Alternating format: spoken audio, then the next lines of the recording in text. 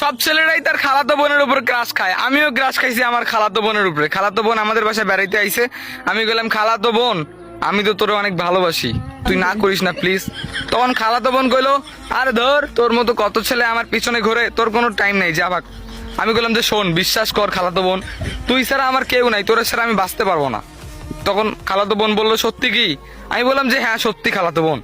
তখন খালাতো বোন বললো তাহলে তুই আমার মারে বল, মারে বল যদি রাজি হয় তাহলে আমিও রাজি। আমি বললাম ঠিক আছে। তারপরে খালারে গিয়ে কইলাম খালা আপনার মেয়েরে আমি অনেক ভালোবাসি। যেহেতু আমার খালাতো বোন হন, মনে করেন যে খালাতো বোন যদি হয়, আমি যদি বিয়ে করি, সে তো আর বাইরে যেতেছে না, আমার কাছেই থাকতেছে। আর আপনারও তো অনেকটা উপকার হবে যদি আপনার মেয়ে সবসময় আপনার চোখে চোখেই থাকে, কি বলেন? তখন আন্টি বলল হ্যাঁ ঠিক আছে বাবা, তোর সাথেই বিয়ে দিব, যা।